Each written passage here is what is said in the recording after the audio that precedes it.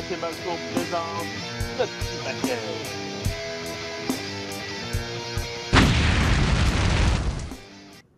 Wow! Oh là là, du feu! Ça explose! C'est beaucoup trop d'effets spéciaux.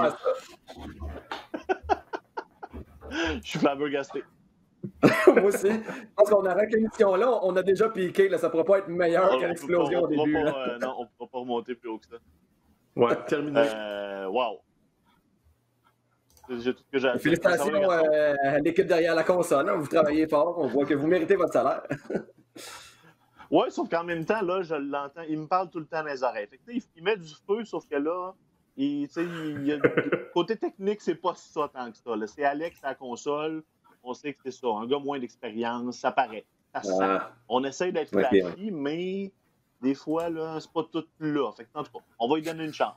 Messieurs, grosse fin de semaine de lutte en fin de semaine, entre autres, parce que c'était Full Gear, l'événement phare quasiment là, des derniers mois pour côté d'All Elite. On attendait ça depuis un bout. Je pense que ça a été... La carte semblait gigantesque et comme de fait, j'ai l'impression qu'on a livré la marchandise puis que ça a été à la base une belle grosse soirée de lutte. Ouais. Ben, comme tu dis, la carte semblait gigantesque. Bon, mis à part une ou deux exceptions, j'ai l'impression que presque chacun des matchs de cette carte-là aurait pu être le potentiel main event. Autant, on a ouvert le show avec Kenny contre Hangman Page. Si on se fie aux commentaires donc des gens qui nous écoutent sur Facebook, ça semblait être de façon presque grandement majoritaire, en fait, leur match de la soirée. Ensuite, le match par équipe qui était... on s'est un petit peu plaint du build-up, mais moi, c'est le match que j'ai préféré de toute la carte. Le match FTR contre les Young Bucks, c'est celui qui a été le mieux construit, selon moi. Puis on sentait vraiment bien les enjeux. Donc, félicitations pour ça. Puis, main event, plein de matchs de styles différents. J'ai été très, très, très impressionné. Peut-être juste le match de... Je sais pas comment il l'appelait, de Elite Deletion, le match de Matt Hardy sur son compound. Autant j'avais quand même aimé les différentes versions de ce match-là qu'on avait eu droit au cours des dernières années. Là, ça avait commencé avec, mettons, The Final Deletion à Impact. Après ça, bon, il y a eu une version avec Bray Wyatt, me semble, là, à WWE. Ça, j'avais trouvé qu'il avait réussi à se réinventer, mais j'ai trouvé que cette version-ci, c'était peut-être le match de trop. Oui, bon, il y a eu le retour de Gangrel, mais c'est pas le retour de Gangrel qui va vraiment me faire marquer out et faire en sorte que j'ai l'impression que ça valait la peine de faire ce match-là. Donc, ça a été peut-être le point faible de la soirée, j'ai trouvé, mais sinon, grande réussite comme gala. Parlons-en justement du Elite Deletion match. Stéphane, on va commencer là. À la base, ça, c'est des styles de match qui laisse en général personne indifférent. Soit tu adores ça, soit tu détestes ça. C'est souvent les deux commentaires qu'on voit. Moi, personnellement, j'ai trouvé ça honnête dans le style. C'est juste que là, maintenant, on entre un peu dans une redite, peut-être dans les styles. Dans les matchs de Matt Hardy filmés de cette manière-là sur le compound, ça commence à se ressembler un peu tout au final.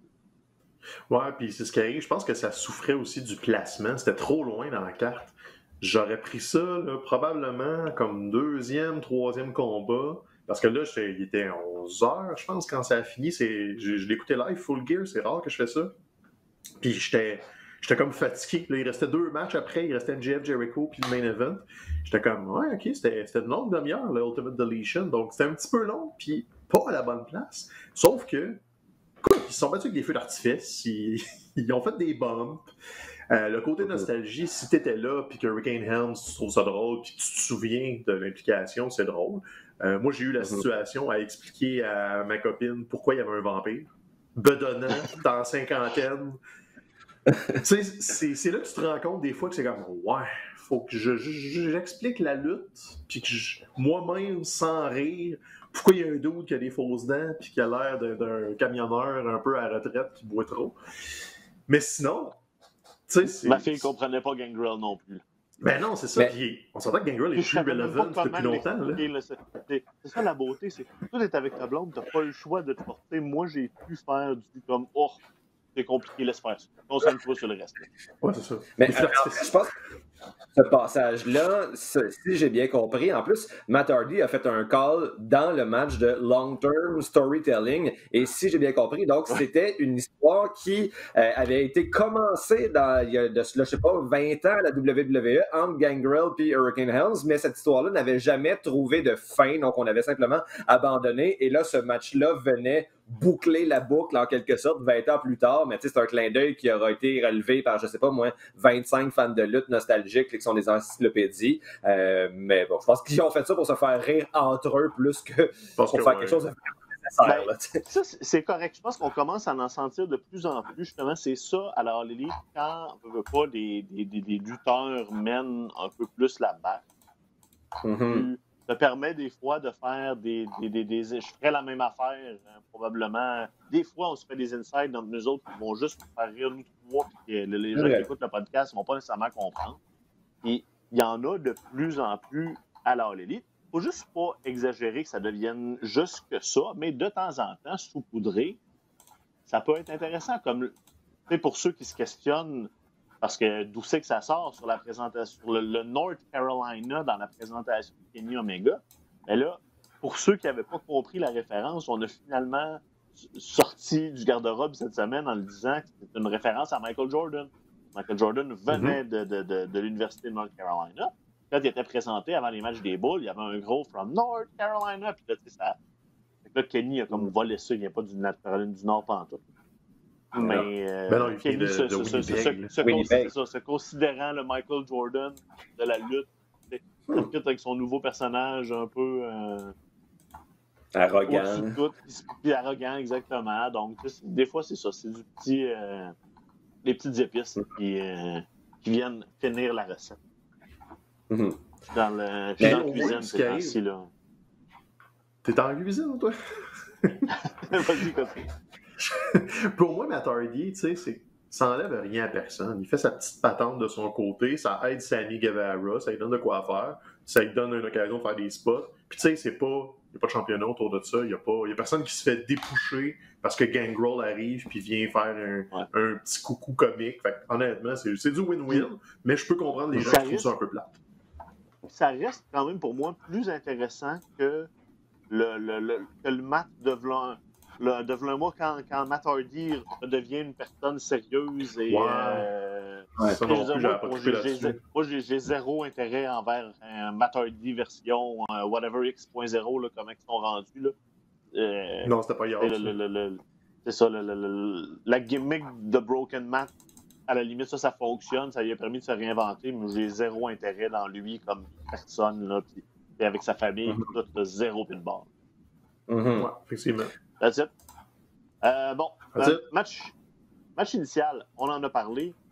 Pour plusieurs, le combat de la soirée, on commence fort avec Kenny Omega, Hangman Page pour déterminer l'aspirant numéro 1. Ça a été, ces deux gars-là ont lutté pendant plusieurs mois en équipe, se connaissent, ça a paru. Un excellent combat avec des belles subtilités racontées à l'intérieur même du combat, puis au final, c'est le résultat qu'on attendait et qu'on espérait. Kenny Omega qui s'en va vers un affrontement choc avec Jon Moxley là, au mois de décembre à Dana. Ben, non seulement parce que c'est le match qu'on veut voir, là, justement, Omega contre Moxley, mais aussi parce que, bon, là, visiblement, ça fait plusieurs mois qu'on raconte la descente aux enfers de Hangman Page et on n'est pas encore rendu au moment où ça serait satisfaisant de le voir remonter et reprendre le contrôle. Là. Il faut qu'il souffre encore plus.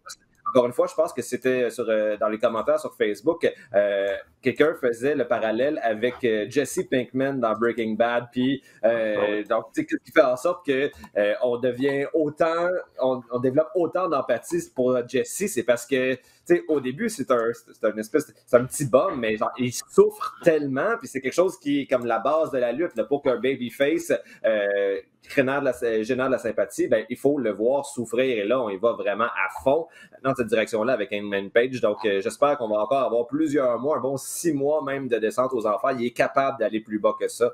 Et là, ben, ce match-là nous faisait juste nous envoyer dans la bonne direction. Donc chapeau pour ça. Deux professionnels. On va les voir encore longtemps, puis ça va être de meilleur en meilleur, j'en suis persuadé. Mathieu, toi aussi, t'es un petit bum quand on t'a découvert cette carte. C'est vrai. Ouais, vous m'avez fait tellement souffrir en m'intimidant, en riant de moi à cause de mes que je faisais un petit peu trop au début dans les premiers épisodes. J'ai souffert, mais maintenant, voilà. Le talent, t'avais juste besoin d'un peu de coaching. Là. Juste, fallait polir la pierre un petit peu. Là. C'est bon. Merci à vous pour l'avoir fait. Stéphane, tu as quelque chose à dire là-dessus? Ben, honnêtement, moi, c'est ça. À la surprise du combat, on s'attendait tous que ça soit vraiment bon. Ça reste Omega. Je pense qu'on n'a pas assez souligné le nouveau personnage d'Omega parce qu'on s'attend tout le temps, depuis un mois et demi, 2 mois, on call, OK, il va y avoir un heel turn, on va briser tout ça, ils vont faire de quoi de définitif, puis qu'après, on va savoir, il est-tu bon, il est-tu méchant? Mais non, ils vont pas là. Puis c'est là qu'ils nous surprennent à chaque détour. Kenny Omega change son personnage. Le Carl North Carolina, super arrogant. La très longue présentation de Justin Roberts avec toutes les petites craques à Page au passage. Puis il l'ajuste selon qui il affronte. Il va mettre l'emphase sur le Mega Champion quand il va affronter un luchador. Après ça, il met l'emphase sur les tag teams avec Hangman. Donc, tout ça fait que tu n'as pas besoin du heel turn franc, de la trahison, du low blow et de la coup de chaise, mais Omega est rendu ailleurs. Omega s'est rebâti. Tu as le même résultat. C'est ça, tu as le même résultat. Puis, ça m'a plus surpris parce qu'ils ont fait un match clean.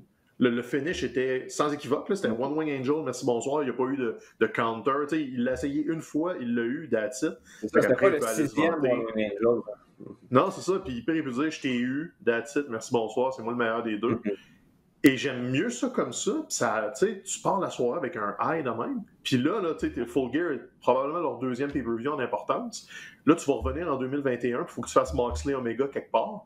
Puis là, tu le sais que Moxley a un aspirant qui est réel. Tu sais, Eddie Kingston, on va en reparler.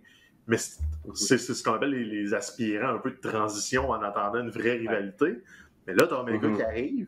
T'as un Omega qui est pas heel, pas face. Il est juste Kenny Omega, meilleur que tout le monde en singles. Puis là, ils mettent...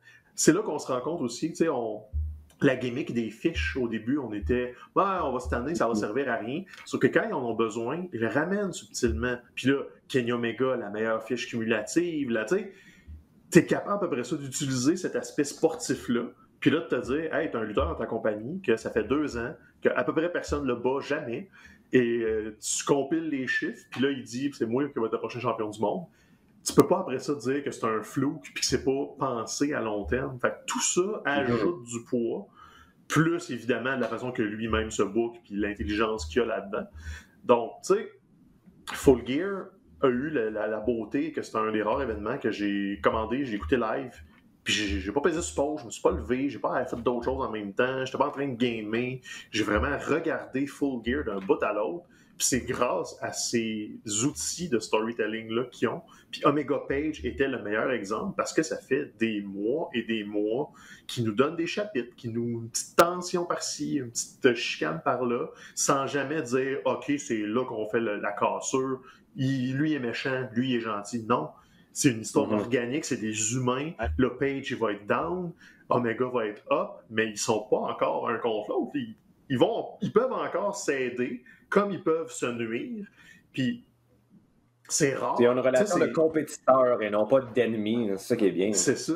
C'est vraiment une belle façon de le booker. Puis All Elite, ils ont trouvé cette niche-là. Ils le font pas avec tout leur angle, mais dans celui d'Omega et de Page, qui est un de leurs principaux, c'est super bien fait. Puis sans dire que je sais pas si on va faire des top 5 en fin d'année puis tout ça, mais c'est un des storylines de l'année, puis vous n'êtes pas capable de me dire un événement en particulier. Il n'y a pas un moment marquant du storyline. C'est juste une belle longue histoire, comme un bon page-turner. Tu n'as pas besoin de 3 meurtres puis du kidnapping. C'est que non, j'ai juste lu l'histoire puis elle était le fun. Puis c'est ça, le page puis le combat était malade. Comme on disait tantôt, tu viens rajouter après ça, saupoudrer des détails, comme dans la célébration après la victoire des Young Bucks. On va y revenir tantôt, je ne veux pas qu'on se lance là-dedans tout de suite, mais Omega vient célébrer. Et là, pour ceux qui ne l'ont pas vu, parce que c'est pas tout le monde qui l'a remarqué live, mais Hangman est venu juste dans l'entrée les regarder célébrer. Moi, j'étais comme, OK, il va s'en venir. Non, il n'est jamais venu, il est reparti. C'était juste, c'est encore là, juste venir saupoudrer des affaires pour... Oh, Hangman, il est venu, il les a regardés célébrer, puis il est reparti. Puis là, éventuellement, ça va marcher à nous faire. J'avais le cœur brisé. J'étais comme, il est venu regarder ses amis, puis il a pas osé aller les voir. Ça donne l'impression aussi qu'on respecte davantage l'intelligence des spectateurs. On dit, le spectateur va être capable de remarquer par lui-même des petits détails. On ne sent pas l'obligation d'aller faire un gros plan sur Hangman en arrière pour insister, regarder à quel point il est triste. Puis avec aussi l'importance qu'a pris les communautés Internet entourant la lutte, sur Internet, s'il y a des gens qui ne l'ont pas remarqué en le regardant, ils vont pouvoir voir ce détail-là. Après, donc, c'est ça. Fait qu'on utilise bien. C'est ça, comme je disais, en fait, c'est ça. On se fie à l'intelligence des gens, contrairement à ce qu'on voit des fois chez les compétiteurs. Je vais faire la transition vers le championnat du monde, justement, parce que Stéphane t'a comme ouvert la porte. Mark contre Kingsley à Quit Match. Genre de combat où on utilise justement beaucoup d'armes. Moi, il y a toujours souvent, moi, il y avait un malaise dès le départ où j'étais comme, à quel moment c'est pour moi? Là, faut que je brise le cœur de mon enfant en disant, on peut pas écouter le combat jusqu'à la fin parce que c'est correct. Tu l'as raconté, je pense que personne ne s'attendait à une victoire d'Eddie Kingston. Il était un aspirant de transition. Ce qui est intéressant, par exemple, c'est ce que Jon Moxley a raconté après. Où il a mentionné que les plans initiaux ont été beaucoup changés. L'histoire avec Archer, à cause de la COVID, ça a été chamboulé. Puis, quand cette possibilité de faire cette histoire-là, sur un mois et demi est arrivée, ils ont fait comme oui, c'est bon, on va juste avec des promos, là, on va la faire vivre, cette histoire-là. C'est deux gars qui ont lutté ensemble là, très longtemps, justement, dans le temps de la CZW, dans le temps dans un passé plus hardcore.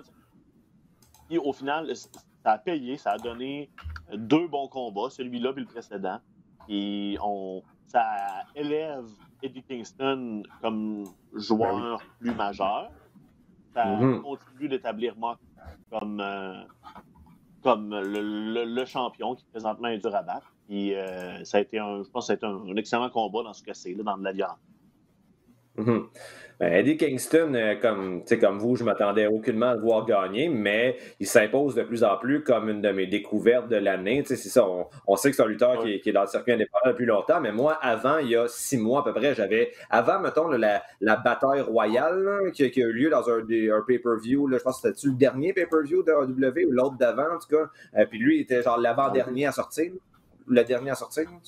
J'avais jamais remarqué son existence à Eddie Kingston avant. Puis moi là, non plus, je le connaissais pas du tout.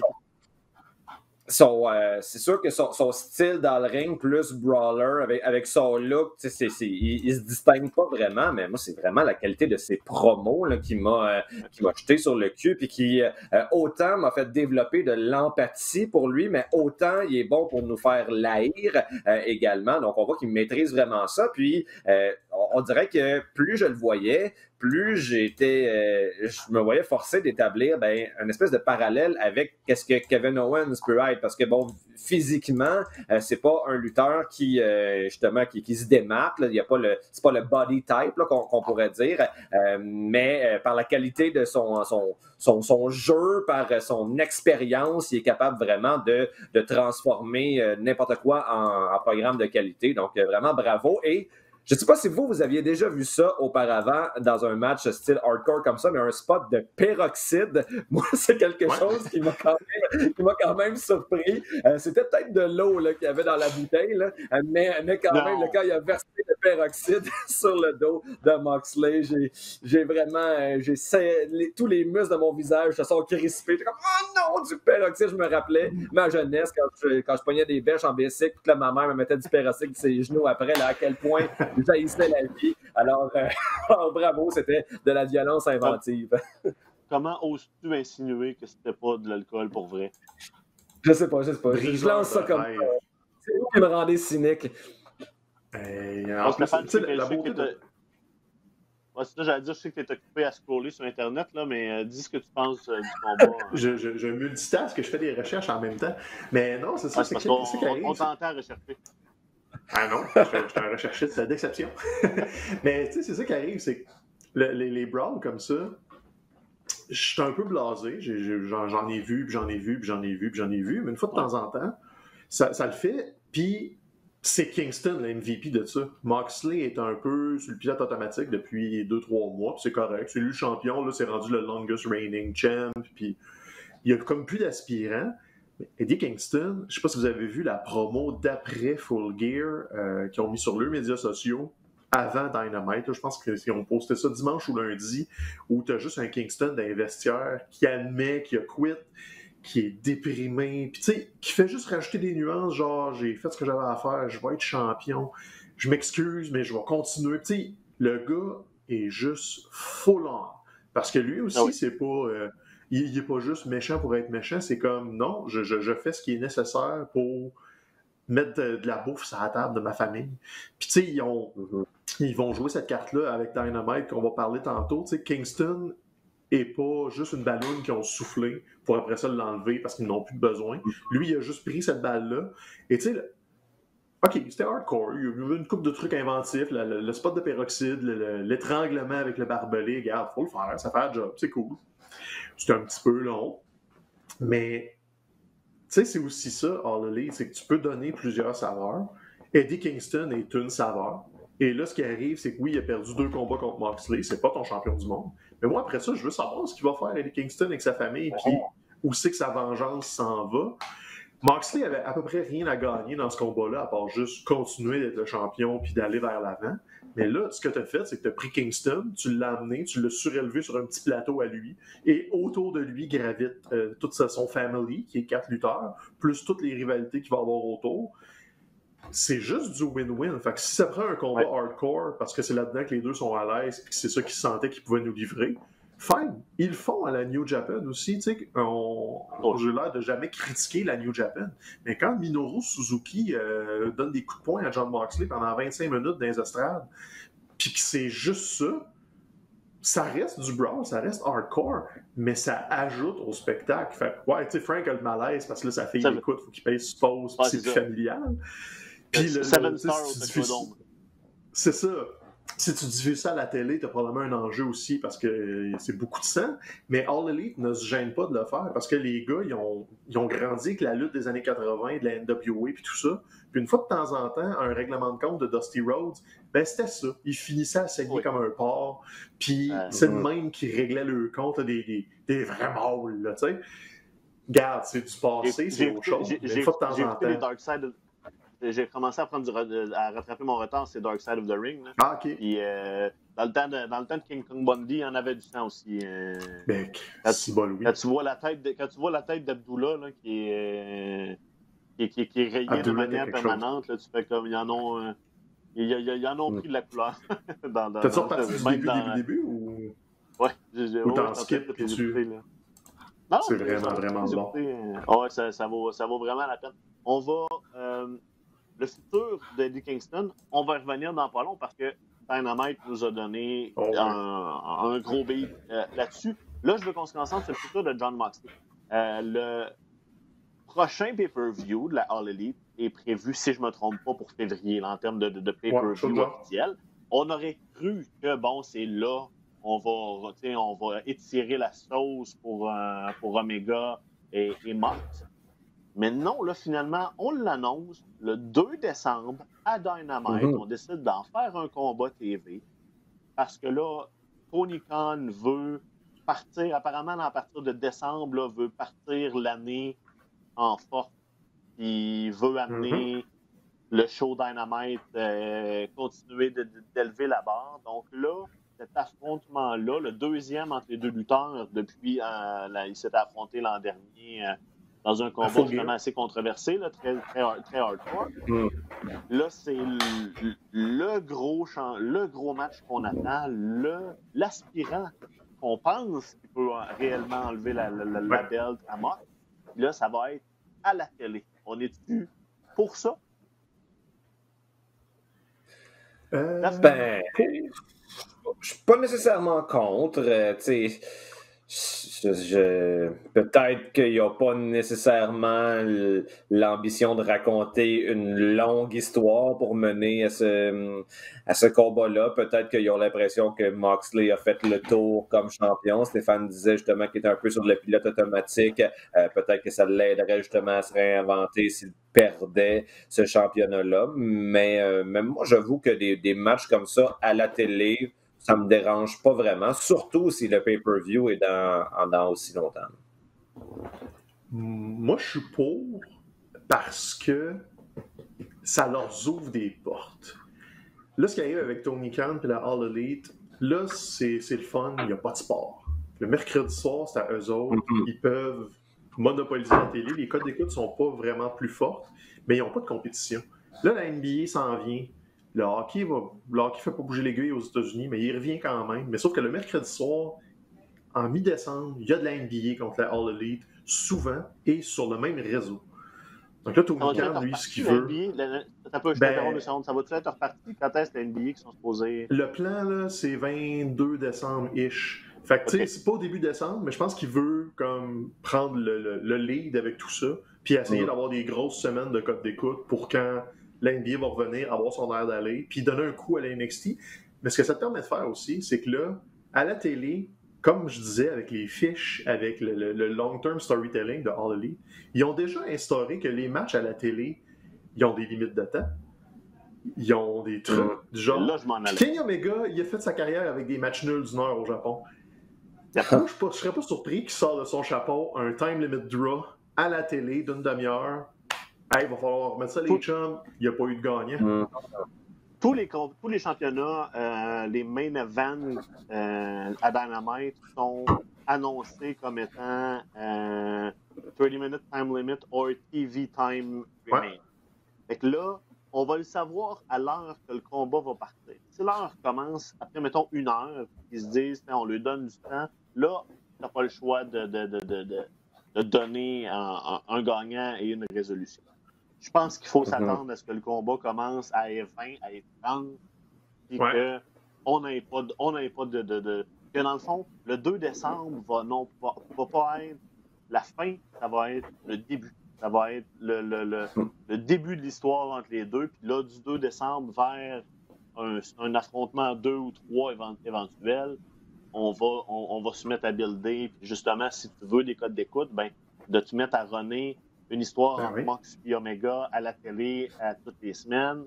Tu parles de pas de compétition. Il y a NXT l'autre bord, mais pas de compétition externe. Mais quand tu veux battre le compétiteur, ces deux gars-là sont pas mal les gars avec qui tu veux aller à la guerre. Donc, après, comme tu dis, après des mois où la ceinture pas était secondaire, mais c'était pas ce qui était le plus important. Mox était le champion, puis les aspirants, autant Archer que Kingston, c'est comme, OK, c'est des aspirants, comme en guillemets, obligatoires, là, parce que t'en as besoin. Là, on va se mettre à builder avec... Quand on parlait des fameux Dream Match quand la All Elite a été créée, ça c'en est un. Ça, c'est une storyline qu'on va vouloir voir, et ça va être intéressant de voir où ça va s'en. Non, c'est la beauté, tu sais. All Elite ont 5 ou 6 pay-per-view par année, mais ils ont de la télé chaque semaine. Fait que t'as le droit de mettre des gros matchs à la télé une fois de temps en temps. T'es pas obligé de toujours attendre le samedi aux 3 mois où il se passe de quoi, parce que tu veux que tes gens soient là tous les mercredis. Tu veux qu'ils aient l'impression aussi que à chaque fois qu'il y a une ceinture qui est en jeu à Dynamite, anyway, il se passera rien parce que c'est Dynamite, c'est pas un pay-per-view. Tu veux casser cette vieille ritournelle-là qu'il y a juste des gros changements dans les gros événements. C'est une façon d'envoyer un statement aussi. Ça veut pas dire qu'ils vont faire le changement de ceinture le 2 décembre à Dynamite, mais en tout cas, ils installent la possibilité que hey, si je manque ce Dynamite-là, ça se peut que je manque le changement de belt entre Kenny Omega et John Moxley. Parce que moi, c'est quand même intelligent. Moi, je les écoute sur mon récepteur, puis là, le 2 décembre, je vais être devant ma TV, j'ai pas le choix. Au moins la deuxième heure, je suis plugué devant ma TV. Là. C'est ça. Messieurs, votre analyse de cette situation-là est beaucoup plus convaincante que la mienne. Donc, vous m'avez convaincu. c'est rare qu'il dise ça. Il doit être fatigué. Ah, mais c'est correct. On est là. On est une équipe. Quand un joueur performe moins, Mathieu, comme tu viens de faire là-dessus, ça c'est vrai, on va se le dire. Là. C'était pas ta meilleure. Oui, faut faire face à la réalité. On est là pour rattraper le ballon, t'en fais pas. Merci. Merci, je vous aime, les gars. Et je suis sûr que tu as des choses intéressantes à dire, par contre, sur le combat par équipe. Parce que le championnat par équipe entre les Young Bucks et FTR, c'est un dream match qu'on attendait depuis longtemps. Les deux équipes l'avaient teasé, même quand ils n'étaient pas dans les mêmes compagnies. Puis là, on s'installe pour la ceinture avec les Young Bucks. S'ils perdent, ils ne peuvent pas re-challenger. Moi, pendant une seconde, j'ai comme fait « Ah ouais, ils vont réellement refaire la même chose qu'avec Cody? » Mais au final, non, ils remportent. Puis là, FTR est peut-être sur la touche pendant un petit bout. Fait que Mathieu, vas-y, impressionne-nous avec ta prose. Ben là, il l'emporte le match, puis il l'emporte d'une bonne façon. J'ai trouvé que l'histoire était mieux racontée dans ce match-là qu'elle ne l'avait été dans le match initial de Omega puis de Adam Page. Je n'ai rien enlevé là, au premier match, qui était très bien, mais je craignais qu'il ait déjà mis la barre trop haute, puis que ce soit pas possible pour le reste de la carte de les dépasser. Et même si j'avais des réserves par rapport à la qualité de la préparation de ce match-là, on en avait parlé lors du dernier épisode du petit paquet, je trouvais qu'il manquait un petit peu de heat, puis j'avais peut-être l'impression que le fait de mettre cette stipulation-là pour les Young Bucks, que s'ils perdaient, ben ils pouvaient plus être des aspirants pour le titre de champion, pour le championnat par équipe. Je trouvais que ça avait presque l'air de la panique pour insuffler artificiellement de l'intérêt dans le match. Mais une fois que le match a commencé, si on se fie juste à la logique interne de ce match-là, j'ai trouvé ça absolument magnifique. J'ai aimé le fait que, on travaillait bien l'idée que c'est pas nouveau là, dans la façon de construire un match, mais ça a été très bien fait. Le fait que les Young Bucks, eux, leur principale arme, c'est le super kick. Donc là, la cheville c'est Matt, je pense, qui était... J'ai encore de la misère après toutes ces années à distinguer Matt et Nick Jackson. Les noms, ça ne compute pas dans mon esprit. Là, c'est facile. Là t'en as une différence. Là. Sinon, c'est ça. Bon, alors, Matt a les cheveux longs, puis Nick a les cheveux longs. C'est ça. Merci, Nick Perry. mais donc, lui, forcément, sa cheville endolorie lui l'empêchait ou lui nuisait dans le super kick. Puis, on a fait quelque chose de semblable du côté de FTR. Là, c'est leur point qui est leur principale arme. Et là, c'est, avec leur nouveau nom, Dax Harwood, je pense. C'est celui Dax qui Harwood, ça va finir par computer. Là, après 15 semaines, je ne sais pas encore le nom de mes étudiants. Là, fait que donnez-moi une chance avec les lutteurs. Dax, c'est Scott Dawson.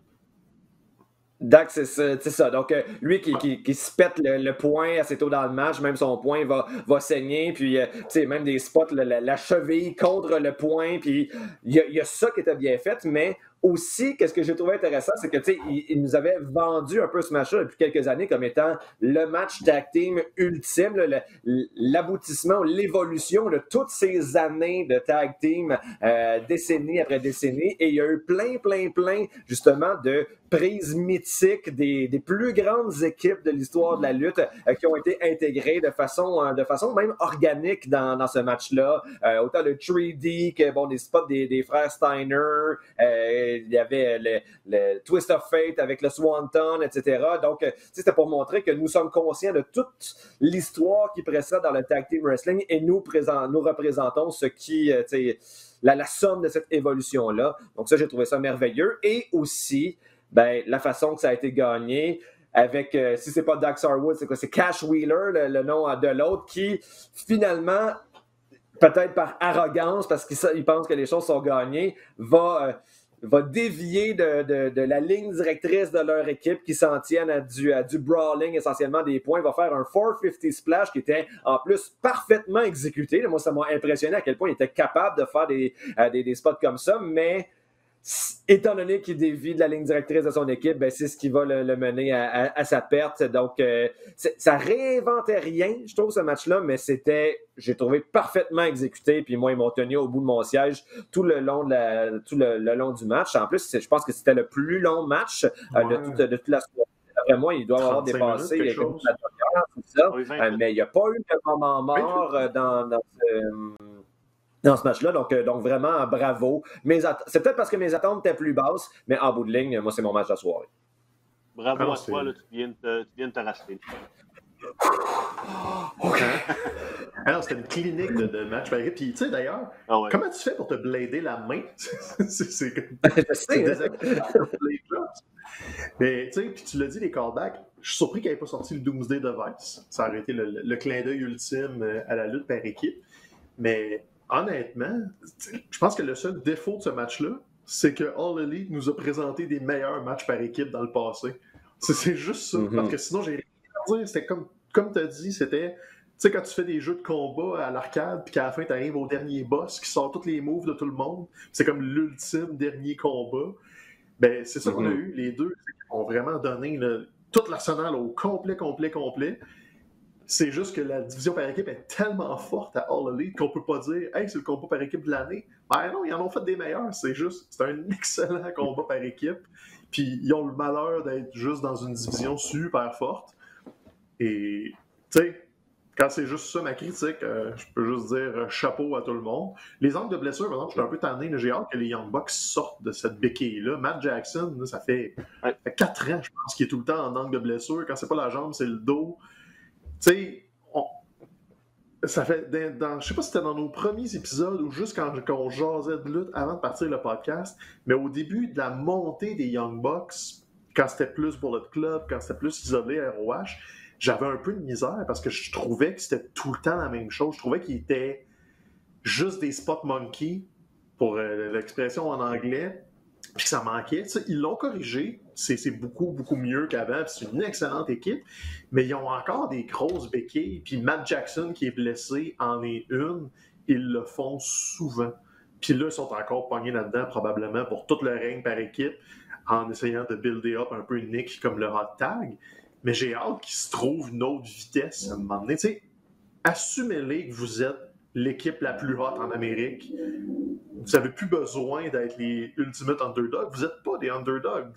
Vous êtes le self-made story qui a parti d'une fédération de lutte après avoir vendu des t-shirts dans un parking de Walmart dans le coffre de leur char. Vous n'êtes plus les underdogs. Là. Vous êtes rendus. Là. Vous êtes Bill Gates. Là, comme do it. Là. J'ai juste hâte qu'ils kick vers une autre vitesse. Mais sinon, c'est super de bonne lutte. Stéphane, je veux t'entendre aussi sur MJF Jericho. Parce que c'est le genre d'histoire qui se raconte à la télé, genre de storyline télé, justement, qui n'avait pas nécessairement besoin de match, mais ça reste de la lutte. Fait que là, on met un match là au milieu.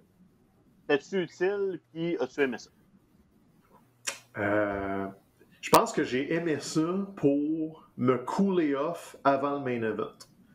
C'était pas extraordinaire. Ils ont poursuivi l'histoire, puis c'est correct. C'est ce qu'on voulait voir aussi. Là, on s'attendait pas à une clinique de lutte, puis Jericho n'a pas à donner des performances de 25 minutes à 50 ans à tous les fois qu'il se bat. Là, c'était clairement juste pour avancer MJF dans l'Inner Circle, puis positionner ça. Fait que, tu sais, honnêtement, il y a eu à peu près pas de prise. C'était des coups de poing, des rest holds, puis une coupe de tricherie. Puis c'était correct, c'était divertissant. Mais il y a eu des moments forts. La face de Jericho, quand il a fait son entrée avec le monde qui chantait, je me tanne juste jamais. Ils sont quoi? Ils sont 300 fans là, dans le truc 500 gros max, puis il sonne comme une tonne de briques, puis t'as la face de ce gars-là qui vaut 1000$. Ça fait 30 ans qu'il fait ça, puis il est encore émerveillé de voir que le monde embarque autant. Ce que je voulais surtout voir, c'est comment MJF allait réagir avec Jericho, parce que MJF, il n'a pas beaucoup d'expérience. Puis on dirait qu'on lui donne pas des combats très significatifs non plus. C'est beaucoup du storyline, beaucoup de détours, de trucs sinueux.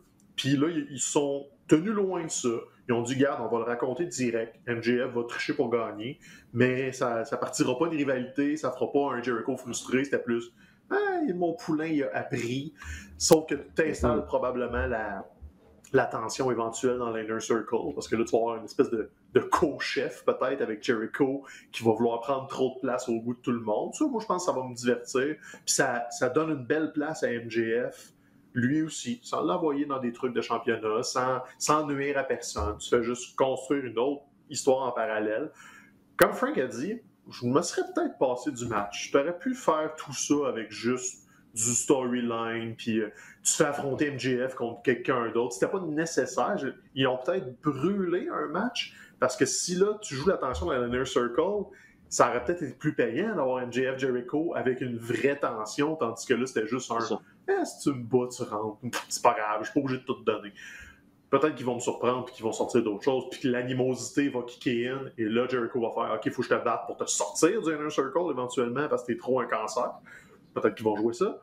Mais regarde, tu sais, la position était trop haute à mon goût dans la carte, mais ça a servi à me changer les idées du Ultimate Deletion. Dans leur choix, je pense que c'était ça.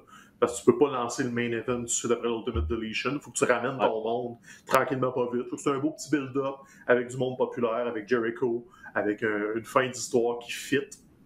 Puis ça donne du TV time à Jeff. Mais moi, j'ai hâte qu'ils utilisent plus Wardlow. Avec le tournoi pour le championnat du monde. Il y a eu des contre Jack Hager, notamment, on va y attention. Ben, c'est ça. Le gars est un beef, mais athlétique. Tu sais, on s'entend, il y a le charisme d'une chaise, mais il y a un côté physique vraiment intéressant qui n'est pas sans rappeler, genre, Biggie quand il était juste un enforcer. C'était avec Dolph. Ouais, c'était le bodyguard de Dolph quand ils l'ont introduit. Ouais. On voyait quelque chose parce que c'est un freak physique. Puis là, son F15, c'est son finishing, je pense que c'est F10 ou F15, qui est le clin d'œil à Brock Lesnar F10, parce qu'il pitch vraiment plus haut et plus fort. Ouais. C'est comme, hey, le gars est impressionnant. C'est ça, continue à y feeder des Jungle Boys et des petits lutteurs qui vont juste flipper comme des crêpes dans le ring. Moi, je vais être diverti à chaque fois. Là. Donc, j'ai hâte de voir plus de Wardlow. Mathieu, je veux t'entendre sur Darby Allin et Cody Rhodes. Ça semblait, ça, honnêtement, être un combat tout désigné de juste comme, bon, ben, voici un aspirant du mois pour Cody Rhodes. On s'en va dans une autre direction. On donne la belt à Darby Allin. Pour ou contre? As-tu apprécié le combat? Ben, je veux dire, moi, je suis pour parce que je pense que, ça montre que les...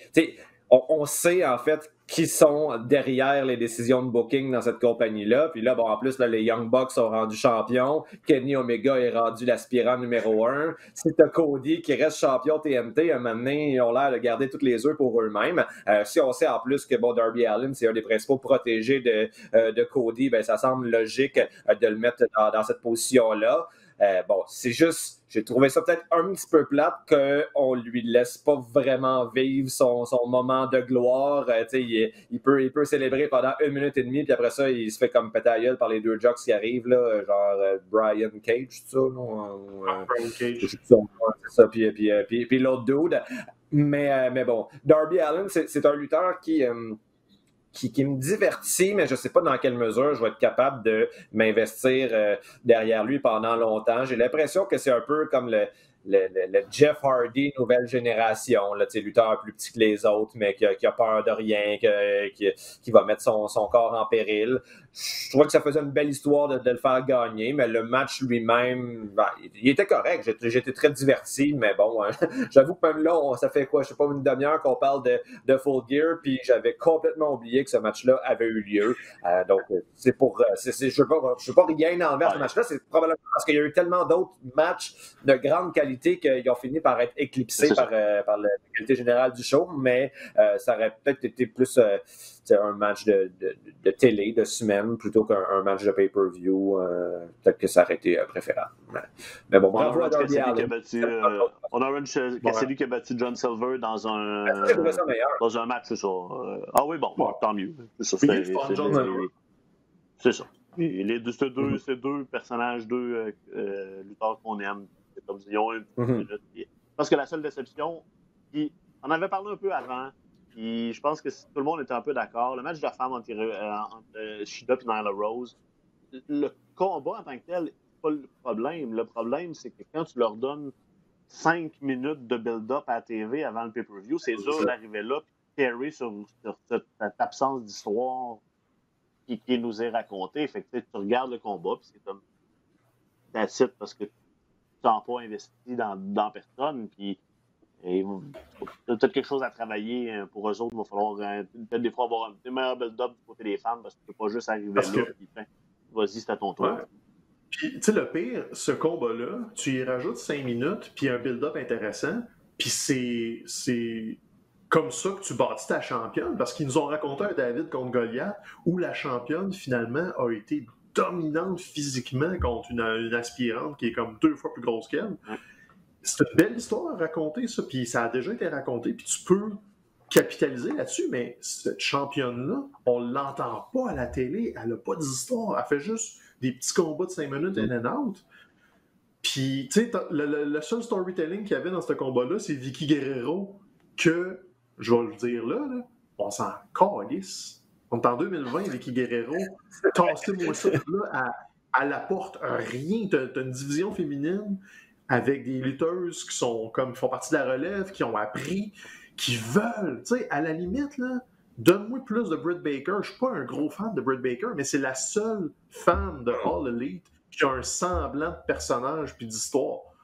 Toutes les autres ne sont que des lutteuses anonymes. Et j'inclus la championne, j'inclus Nyla Rose, que, à part quand il y a buildé comme la championne, ils ont essayé d'y ajouter des nuances, mais depuis, ce ne sont que des noms sur une feuille qui nous donnent à la télé. Donnez-leur des histoires puis des personnages, c'est ridicule. T'as 2 heures de TV par semaine.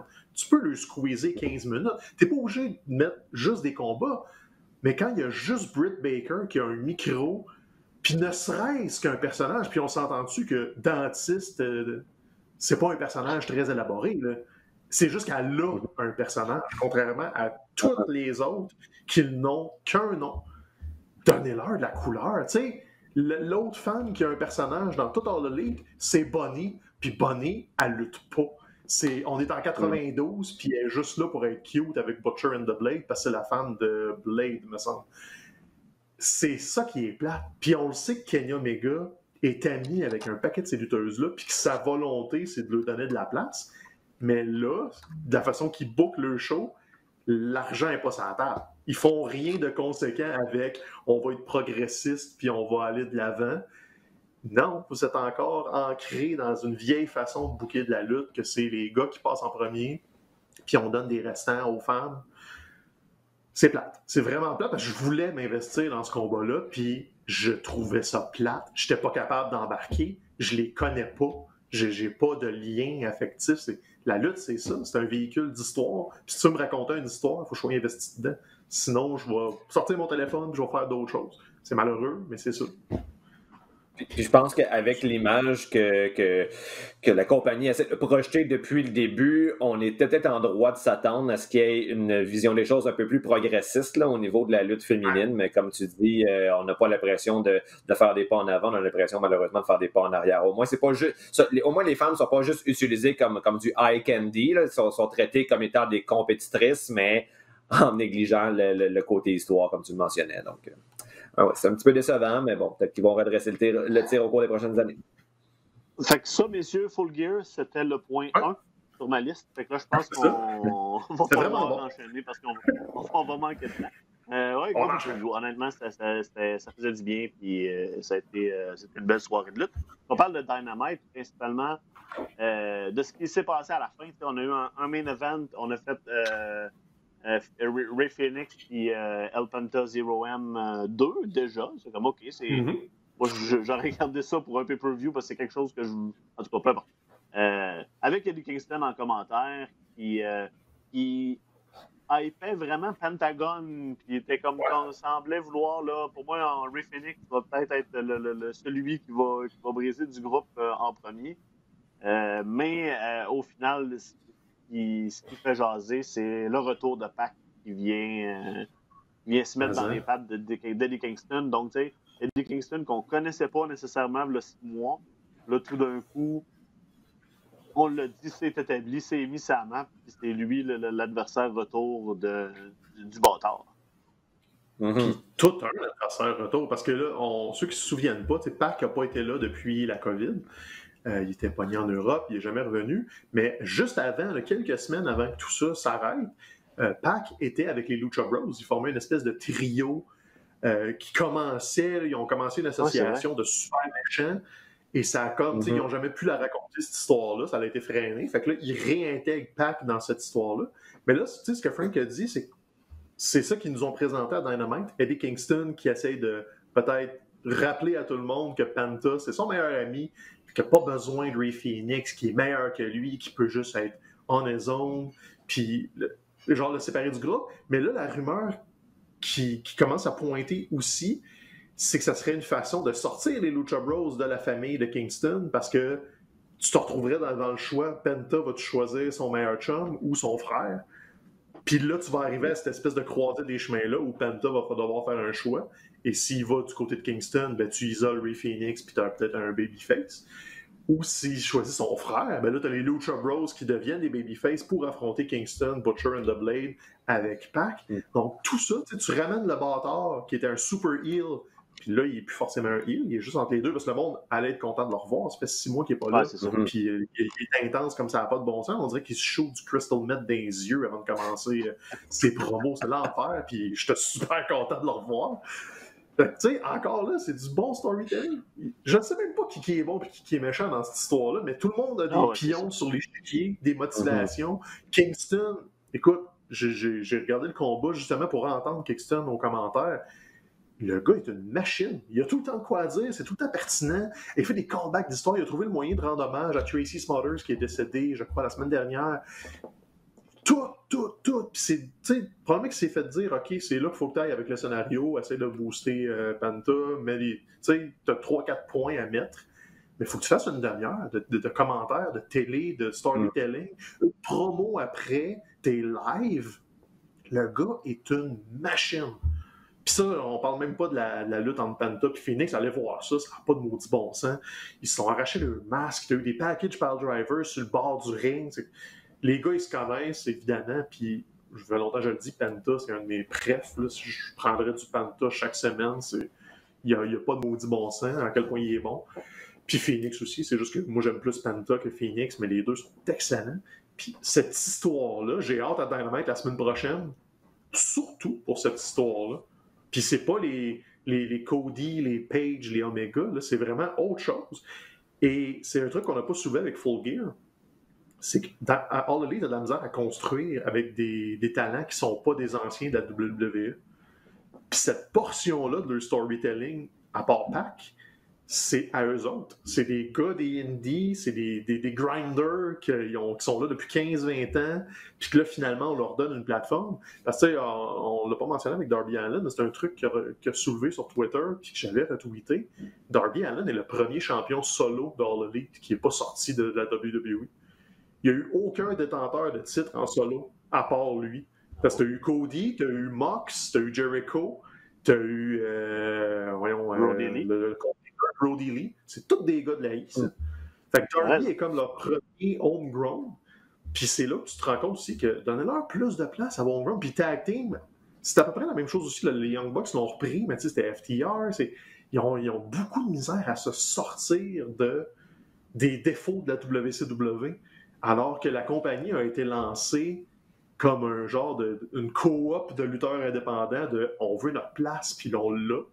Puis ça, c'est ça. Penta, Kingston, cette famille-là, le retour de Pac. Tu sais, Pac, oui, c'est un ancien de la E, mais il a quasiment été châtié de la place. Là, fait qu'on peut quasiment le considérer dans la coop de lutteurs indépendants parce qu'il n'y avait pas de place pour lui, anyway, d'implant.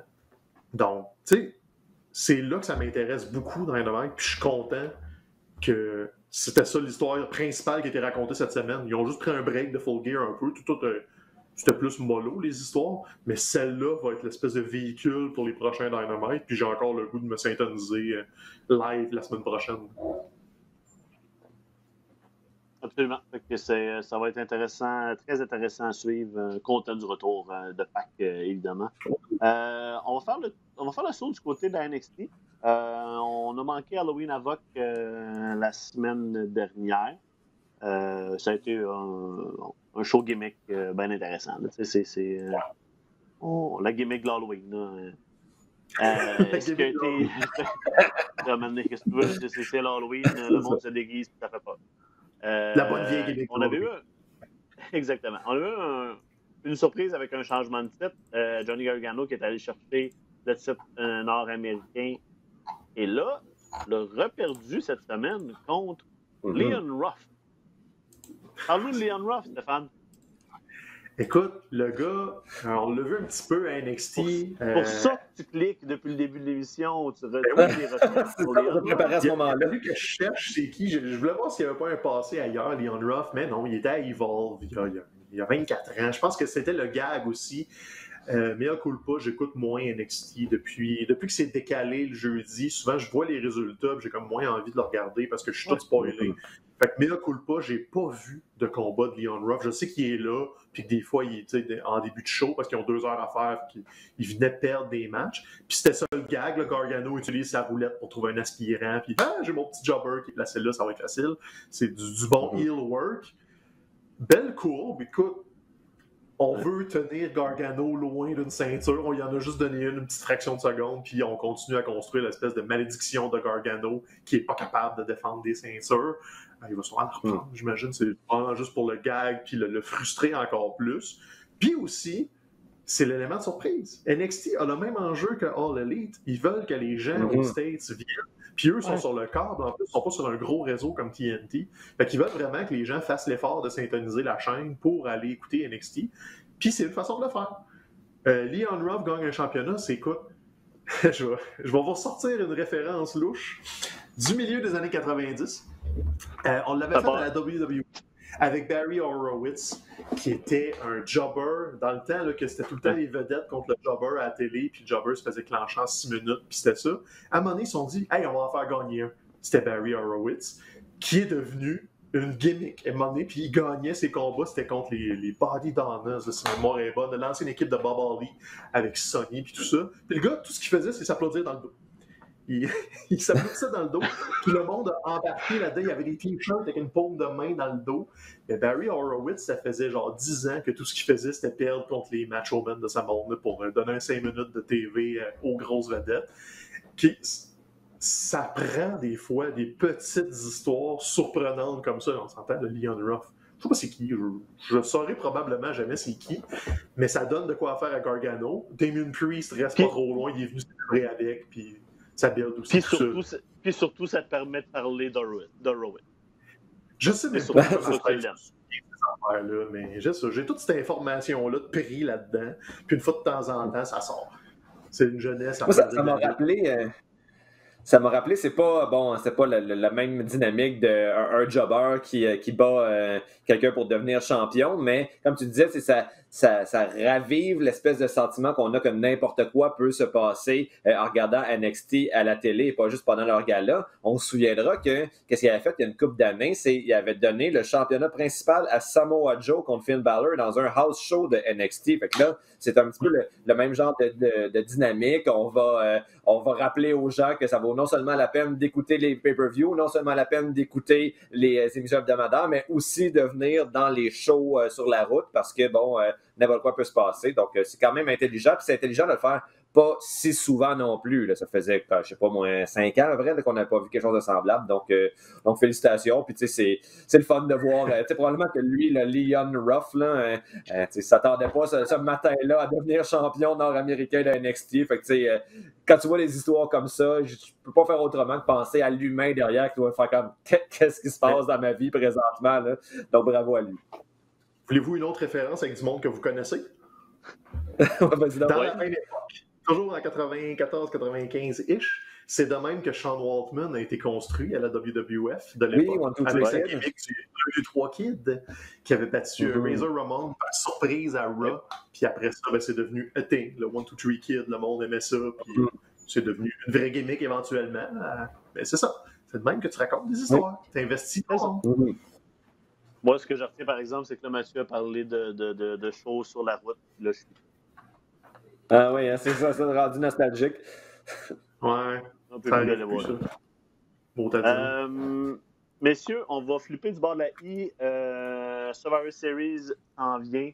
La première chose, en fait, la principale raison, là, présentement, d'écouter Survivor Series, c'est qu'on a déjà annoncé que ce serait le final farewell de l'Undertaker là, après 34 ans?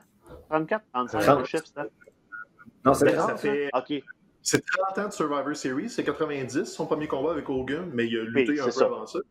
Mais c'est 30 ans pile, là, à quelques jours. 30 ans pile, là, depuis son... Non, mais c'est même pas à quelques jours près. En fait, le début de Undertaker à Survivor Series, c'était un 22 novembre, il y a de cela 30 ans. Fait que là, ça tombe exactement le 22 novembre, dimanche de la semaine prochaine. Là. Fait que, ça, disons, la coïncidence est belle. Est-ce que c'est juste 10e au revoir, puis il va en avoir un autre dans 6 mois à Mania, ou on s'attend à ce que ce soit réellement la fin? C'est embêtant parce que, tu sais, il ne faut jamais dire jamais, c'est de la lutte pis tout. Mais là, c'est que depuis une couple de mois, c'est que ça sort de la bouche de Taker lui-même. Là, cette semaine, c'était son analogie de c'est quoi, c'est de l'éponge qui peut plus. Il n'y a plus de jus dans l'éponge quand tu la tords. J'ai tout squeezé le jus, il n'y a plus rien à sortir de ça. Donc, tu sais, on l'a longtemps entendu en travers des branches en coulisses que le jour où Mark Calloway allait sortir puis que l'Undertaker allait reculer, ça allait être la fin parce que lui, il jouait pas cette game-là. Il était très old school puis il voulait pas mélanger les deux. Et là, depuis plusieurs mois, c'est Mark Calloway qui est en avant, qui fait des podcasts, qui fait des entrevues. Si vous avez écouté le truc avec Randy Orton sur le network, c'est vraiment, vraiment bon. J'ai pas eu le temps d'écouter encore celui avec Kane, mais je pense qu'il joue dans les mêmes cordes aussi, qu'on déconstruit le personnage tranquillement, pas vite, probablement pour, justement, le Final Farewell, le mettre dans un petit cercueil puis le shipper out pour de bon. J'ai le goût d'y croire que l'Undertaker va décider de ne plus faire de combat parce qu'il ne va pas lutter ailleurs, c'est sûr et certain.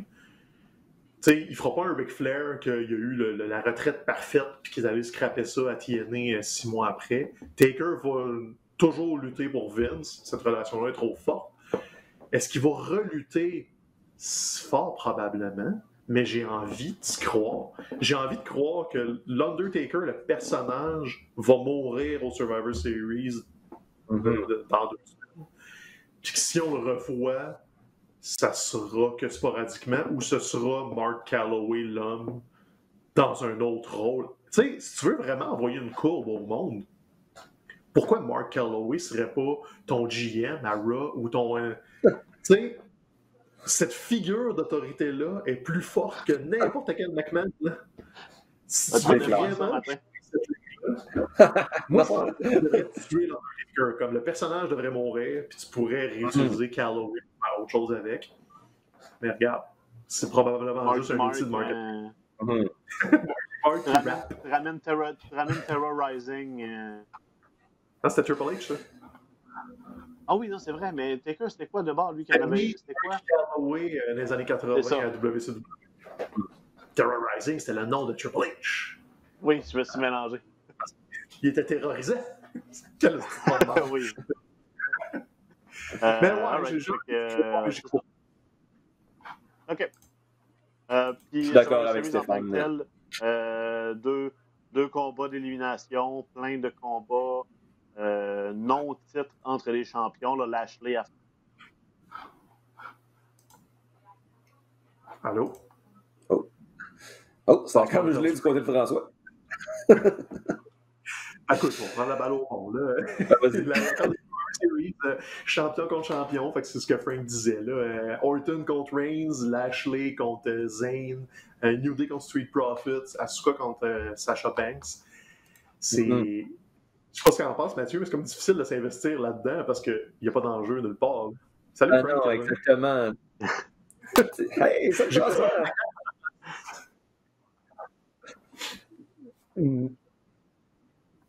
Allez-y, on va continuer. Okay, mais donc, c'est ça, c'est que peu importe qui gagne ces matchs-là, il n'y a pas de ceinture qui va aller du côté de l'autre émission. Puis, de savoir qui est le meilleur champion de demi-carte entre Bobby Lashley et Sami Zayn, là, ça ne changera rien à ma vie parce que ça n'aura pas d'influence à l'extérieur du gala. C'est sûr, je vous coupe. Notre temps est écoulé. Okay. Il fallait faire plus concis. Fait que moi, je blâme Stéphane avec ses histoires d'Horowitz. Je vais essayer de me placer dans les cheveux de Trump. Attends, Reg, on défonce! Flash tes lumières! Fait que là, tu veux, Alex essaie de se venger, mais il faut qu'il apprenne que moi, si tu fais des erreurs en partant, tu vas te faire caler. Fait que t'as beau essayer de me mettre des cheveux tant que tu voudras. Alex, le pire des techniciens qu'on a eu à date sur le paquet, on s'ennuie de Roxane. Merci tout le monde. Pour vrai, il faut qu'on vous laisse parce qu'on a plus de temps. Puis là, Olivier Brett essaie de prendre la place. Puis, je parle de New Japan la prochaine fois. On se revoit dans 2 semaines. Tout le monde, merci les gars. Faites attention à vous autres. Puis on se revoit bientôt tout le monde. Ciao. Adios! Yes!